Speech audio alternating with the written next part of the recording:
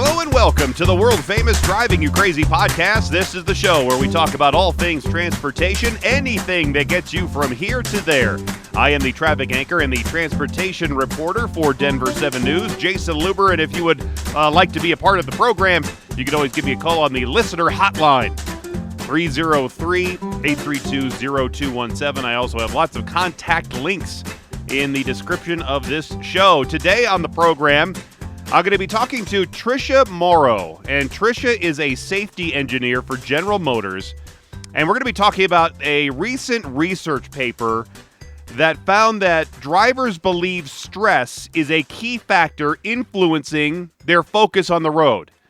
And most people who spoke for the survey admitted that their emotional state impacts their driving, and even a third of the people who were part of this survey admitted that they have actually pulled over because they have felt too emotional to drive. I don't think I've ever felt too emotional to drive. Actually, when there have been times I felt so emotional I've driven faster, but I don't know about had to pull over. Now, the problem with emotional driving is that the odds of a crash increases by about 10 times when the driver is in an elevated emotional state, which would include anger or sadness or crying or agitation or excitement or elation. There are all types of different emotional states you could be in, and it could affect your driving behavior in so many different ways. And I thought this study was pretty interesting, so that's why I invited Tricia to be here on the show, and she'll be coming up here in just a minute. Now, you would think that a driving instructor would know better. There's a driving instructor in Pasco County, Florida. If you're not familiar with Florida or Pasco County, it's just north of Tampa.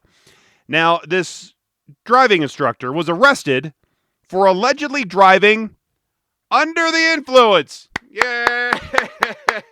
Congratulations. According to the Florida Highway Patrol, 54-year-old Gregory Sorensen was pulled over for driving a vehicle used to teach student drivers. So he was in the student teaching driving car when he was pulled over for drunk driving. Troopers said Sorensen failed multiple sobriety tests and had a blood alcohol content of, get this, nearly 3 times the legal limit. So that had to be over 0.2, because I believe in Florida, as it is in many states, 0.08 is the limit for blood alcohol for a DUI. So if he was at 0.24, which is 3 times, that's drunk. That's not just pretending. That's not a couple of beers or a couple glasses of wine. That's full on, let's get hammered time. Troopers also located an open 24-pack of Natural Light beer in the backseat. If you're going to go out, you might as well go out Natural Light style. The Florida Highway Patrol joked on their Twitter account saying, hopefully this isn't part of the driving curriculum. I'm pretty sure it isn't. Natural Light, it's just not the way to go down. It's just, it's just not. Some people think they can talk their way out of speeding tickets. And I mention this because there is quite a catalog of imaginative excuses that drivers have come up with while they're sitting in their cars and they're talking to an officer who has just pulled them over. I'm sure you have your own story of the excuse that you gave to the officer to try to get out of a ticket. Well, here's a new one, and it's thanks to a Florida man who was stopped for speeding in Flagler County. That's over near Jacksonville, St. Augustine area. Now, the dialogue that follows was recorded on the deputy's body camera. Hello. Hi, sir. I'm Deputy Chambers with the Flagler County Sheriff's Office. Yeah, hi, how you doing? Do you know the reason I stopped you? Yeah, I'm sorry. How fast do you think you were going? 40? Don't even. 50. What, 50? 50 and a 30. Oh, I'm so sorry. I need to see your license, registration, Yeah, and proof of here's the insurance. registration of your license. I'm so sorry. First part is I think you ran that stop sign as well, because you didn't even see me sitting there. Didn't you? I was going down, I was looking at this thing. Oh, so I got this here. you were sir. looking at your dash while doing 50 miles an hour. I and was 30 trying mile to an get hour it out of. Okay, it's in sport mode. I was trying to get it. I just got this thing. Okay, sir. Sir, I I'm so literally sorry. saw you run the stop sign, I'm sorry. make a left turn, I'm sorry, sir. and then hop on the gas. I was sitting right at the I'm intersection. so sorry, sir. So your excuses? I saw a are car not- coming, and I. You didn't, because I was sitting right there. Well, I saw the car everything. coming, and I wanted to get out before them. And then you dropped on the gas I know, and took I know. off. I'm so sorry, sir. I need to see your insurance card, please. Oh. You got the registration? Yeah, there was no reason for that I at all. know, I I would know. put people's lives into safety I and know. I everything. just found out. I'm trying to tell you the truth, guy. I just found out that Putin is just said he's going to launch nuclear thermal war against the world. I was trying to get back to my house to find what's going on. I'm freaking out here, guy. Okay? I got people in the Ukraine. They just sent me the insurance card, too. All right, if you didn't catch that, if you didn't catch that part at the end, he said that he was nervous about a possible nuclear war from Vladimir Putin, and that he needed to get home in a quick fashion so he could watch the coverage on TV. So yeah, that's when the video ends from the Sheriff's Department, the Flagler Sheriff's Department. They dubbed this the "Putin made me do it" excuse for breaking traffic laws. I guess you'll come up with anything just to get out a speeding ticket, right? The worst speeding excuse? Palm Beach Post columnist Frank Sarabino looked into that, writing, "It would be impossible to crown an undisputed winner in this category. There is some stiff competition, especially from other Florida men who seem to excel in this." A Florida driver who was pulled over for speeding 3 years ago in Pinellas County gave the deputy a novel explanation for why he was doing 90 in a 55 zone. Quote, "He needed to get home in a hurry because he was cheating on his wife."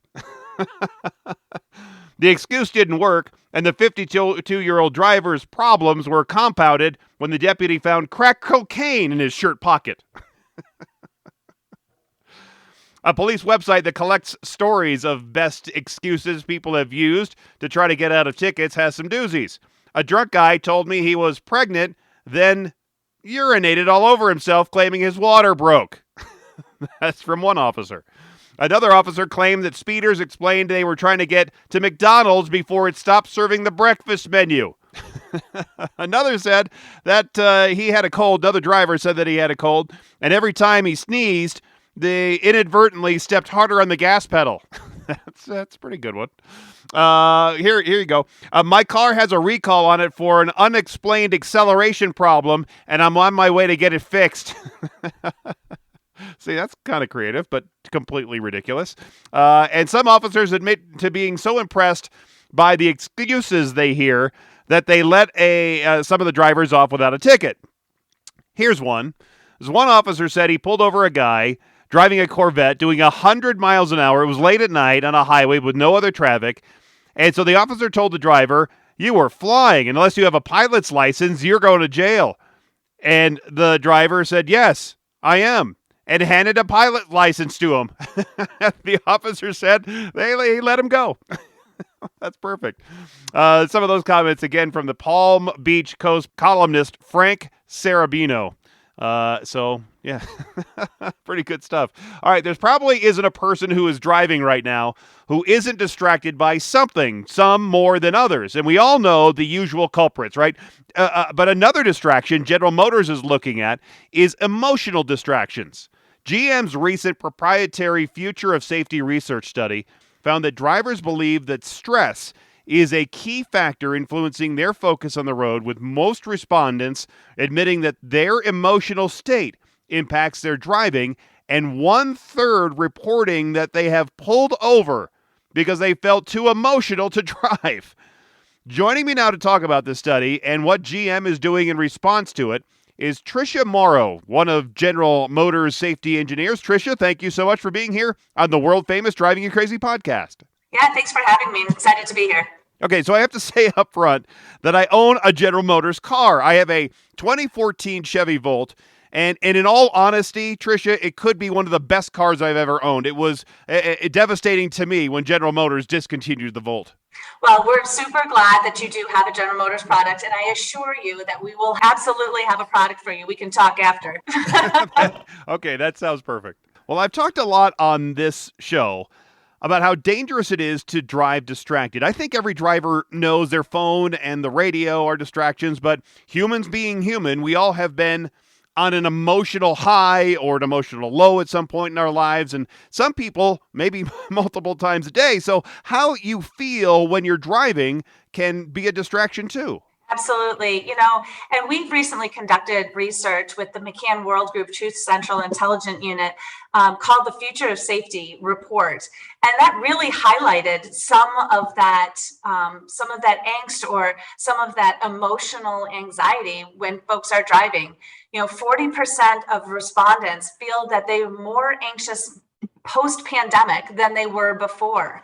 When we're talking about just emotional stress and things like that, 54% of respondents, cite times that they were crying in their vehicles. And a third have mentioned that they've needed to pull over because they were too emotional to drive. So, you're spot on. We always talk about distraction with cell phones and dialing your phone or, eating while you're driving, but it can be more than that. It's also about emotional stress and being ready to drive to be safe out on the road. And you just mentioned how drivers feel more anxious now than they did before the pandemic. So what exactly are they anxious about? Bad drivers, the state of the world, the war, and why is it a concern? I think they might be anxious about all of that. The Future of Safety didn't necessarily get into the specific insights on why they were more anxious, but we did find some interesting bits where they feel more anxious. They admit to speeding, to texting, to doing all these risky driver behaviors, but then they think that they are good drivers and crashes are because of the other guy out on the road or the other person out on the road. And, it just was really interesting to us. And we really felt it was necessary to, especially during April, Distracted Driving Awareness Month, bring some light, shed some light on the issue of emotional readiness to drive and how stress can actually be distracting when you drive. Okay, funny story.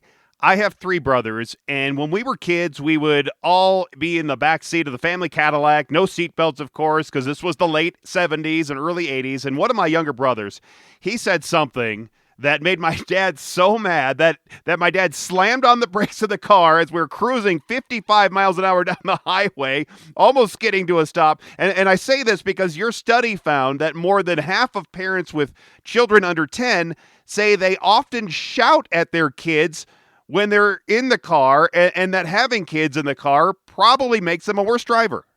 Absolutely. In the same vein, we also found that 64% of parents prefer to drive alone, which I always joke, I wondered why that number wasn't closer to 100. Maybe that's just me. But it does offer, children in the vehicle does offer a different element of distraction in the vehicle, which it makes it even more important that we de-stress before we drive, that we prepare for the drive so that we can drive stress-free and really focus on the drive. Maybe making sure we anticipate some of the needs of those pesky 10-year-olds in the back seat. I have one that's pretty close to that age. Again, to make sure that we can focus on the drive. I'm speaking with Tricia Morrow. She's a General Motors safety engineer, and we're talking about ways to not be emotionally distracted in your car. Because as a safety engineer, I would think that you are thinking of ways to keep people safe inside the car. Keep them inside the car when there's a crash, so make them wear their seatbelts. Protect them from sudden stops, so make sure there are airbags all around them. But are there things you tell your daughters, one who is driving, that will also keep them safe? You have a unique perspective on the mechanics of the vehicle, but that only goes so far. Absolutely. I think I have one of the best jobs at General Motors. I get to look at what's happening out on the field and help protect my kids, my family, your kids, your family. And, we do design safety systems and features that can help protect or assist the driver, protect folks in a crash. But most recently, in response to this Future of Safety study, we really, I had the opportunity to be part of, something really fun and a little bit different. We designed this Scream It Out challenge. So we partnered with some TikTok influencers and really that were focused on mental health to create this playful challenge where we're just trying to give a very simple message. Driving while you're stressed can be distracting. So we're encouraging folks to scream it out before you drive, a really playful way to say, de-stress before you drive, and encourage safe driving. And you had asked, what messages do I give my kids? Things along those lines. Eyes up, phones down, seatbelts on. Make sure you're ready for the drive. If you need to scream it out over that biology test, get it out before you get out on the road. And that is an interesting idea because usually when I see drivers screaming on the road, it's usually not in a good way and there are fingers involved. Absolutely. Well, we're encouraging screaming before the drive, not during the drive. We're trying to alleviate the screaming during the drive. We're trying to reduce that. So absolutely, we just really feel that it's so important to bring light to the fact that, stress can be distracting while you're driving. There was a study done by VTTI that showed, again, that cell phone use increases your crash risk by 6 times, but driving in an elevated emotional state increases it by 10 times. Just really important that we, all focus on what can, help us be safer drivers. Have you screamed in your car yet? Absolutely. We encourage everyone to visit gm.com and our TikTok challenge and hashtag scream it out. What does your scream sound like? That's personal. That's only for you and your car to privately know about forever. My guest is Tricia Morrow, General Motors safety engineer. We're talking about their future of safety research study. Excessive speeding is one of those issues that you as a safety engineer probably has to deal with when keeping people safe in a car, as we talked about just a minute ago. And I'm sure that you look at that issue. And since the start of the pandemic, excessive speeding has become a major problem with people driving so fast, and high speeds lead to wrecks that are more serious and they're more violent than slower speed crashes. So how do you deal with that as a safety engineer when designing vehicles to try to keep people safe? Yeah, so, a lot of when we're talking about safety out on the road, and, General Motors has a zero crash goal where we really are trying to, take strides towards that goal. We look at it as, we need to create really robust vehicles, which, I'm proud to say that, I think General Motors has really robust vehicles, and they need to drive in an environment that's conducive to driving, which includes posted speed limits, which are posted, obviously. And again, I tell my kids, these speed limits are put in place for a reason, because of turns, because of school zones. I've actually gone as far to calculate to them, if you speed, how much, the time that you're only going to get there 2 minutes earlier. That's not even worth it. I might be, a little bit of a math geek on that one, but it's not only about the vehicle and the environment, it's also about the driver. And we really need to educate the drivers on, again, you're not going to get there that much faster. And to your point, increasing speeds is increasing the risk of injuries and fatalities in a crash. And it's just so important that we follow posted speed limits, that we follow, laws, that we're not driving impaired. And you mentioned, some of these risky driver behaviors during the pandemic. We also saw a decrease in seatbelt use. And, that's one of, my main focuses where, if you look at the fatalities in vehicle, over half of the in-vehicle fatalities are to folks that are not wearing their seatbelt. And it's such an easy thing to do. It's the most important click of the day.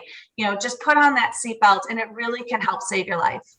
Going back to some of the distraction discussion we were having and limiting distractions, as a safety engineer, are there ways you can design a car to help eliminate some of those distractions? In many new cars, a good example is a Tesla. They're basically have this big iPad right in the middle of the dash of the car, right? And when we're all pretty comfortable with using an iPad, but still, it has to be a huge distraction in the car. It's just a huge iPad, and that I feel like I have to interact with it.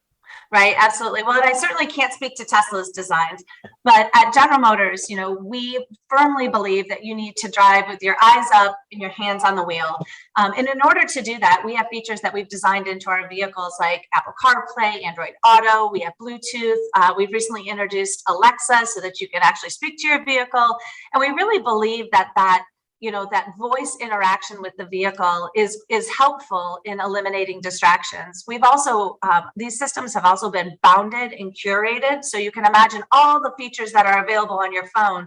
We've reduced that feature set, and we've actually created a scenario where the icons are easier to see. And we've tested all of these things or many of these things in our distraction lab, where we're really trying to create a situation where you have where your eyes maintain focus on the road and not on our in-vehicle systems.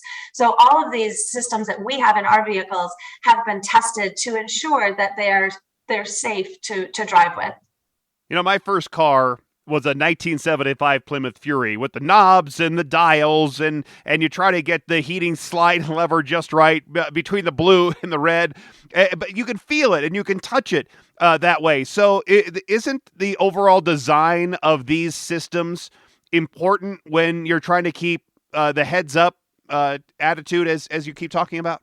Absolutely. And so that's one of our main focus. So when we are putting in these features and functions, whether it be for your heating, ventilation, air conditioning, or tuning the radio, the amount of screens that you have to go through, all of these things are looked at to make sure that the driver is able to maintain their eyes on the road.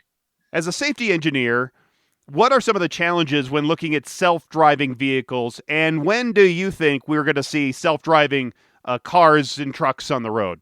Yeah, I'm really excited. I really believe that the environment of safety in automobiles is going to change so dramatically over the next 10 years. And, autonomous and self-driving technology really has such great potential to help us realize that zero crash goal that we have. Self-driving vehicles are not going to be intoxicated. Self-driving vehicles are not going to be distracted. I think some of the challenges are going to reside in, on the road to self-driving vehicles. What types of technologies can we put in our vehicles to help keep us safe? And while those vehicles are interacting with other vehicles on the road, how are we going to ensure that people are doing, again, the fundamentals of wearing their seatbelts and, really practicing safe behaviors inside those vehicles as well?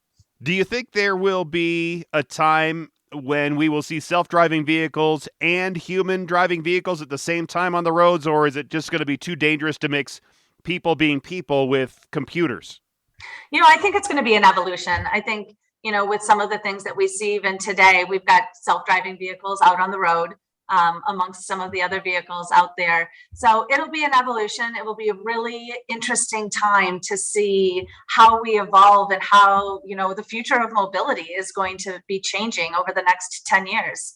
And how long do you think this is going to take? 10 years, 25 years? I was reading just today that some of the truck manufacturers want to get self-driving trucks on the road because of the trucker shortage. So how far away do you think is self-driving? You know what? I can't speak to how quickly it'll be adopted or will be out on the roads. But, I think even looking at the trucking industry, I think they can see the benefits in some of this automated technologies and the self-driving technologies. Even, the technologies we have in our vehicles today, for example, automatic emergency braking with forward collision alert. We did a study with the University of Michigan Transportation Research Institute and found that that feature is 41% effective at mitigating those rear end type collisions it was designed to mitigate. And it's mitigating even more injuries than that. And so I think we're seeing real benefit of these active safety systems. And that's just proving the benefit and how great these autonomous technologies could be as we move forward. And as we wrap up with Tricia Morrow, General Motors safety engineer, who is my guest right now, I've always thought there is one way to keep people safe in a car, and it's to make a car that can't hurt them. And so here's my idea. Take it for what it's worth. Cars made of Nerf. That's not a bad idea. It's not a bad idea. I'm not sure how well it will hold up in a crash, but it certainly could absorb some energy. And as I think about it, the problem could be in a rainstorm, right? It would get so waterlogged that it would be so heavy that you probably couldn't get it anywhere, right? Right, absolutely. Well, I'm an idea, Tricia, so that one is free of charge that you could now do whatever you want with it and use it as you please. We'll take it under consideration. Well, I know we didn't have a lot of time with you, but thank you for the time that you did have, and we appreciate all your expertise and your knowledge on this subject, and good luck with the Scream It Out campaign. Thank you. Take care. And there she goes. The hashtag is called hashtag Scream It Out, and that's the challenge, and they're doing it on TikTok. I should have asked her if they were doing it on, I'm sure they're going to do it on Twitter and the other platforms, but all the kids are into the TikTok, and so I'm sure that's why they're going right to the TikTok. And I don't know how Snapchat works, so I don't know if you can do it on that, but I don't think any of the kids are using Facebook, so they're trying to hit the kids where the kids are, and I think all the kids are right now on TikTok. So it's a pretty interesting study too, and I will put the link for some of this information in the description of this show. I know it was a short interview. I was only given 20 minutes for the interview, but they were a little bit late, and I ended 1 minute early, and so I only had about 15 minutes with Tricia, unfortunately. But that I still think it was pretty good. All right, so what are we going to have next week? That is a good question. I'm not exactly sure. I do have some emails to reply to, so we'll have something, and it will be great, of course, as it always is. Yay! All right, thanks again for being here. Thanks for listening, and until next time, I'm Jason Luber, the traffic guy. Be safe, and as always, happy motoring.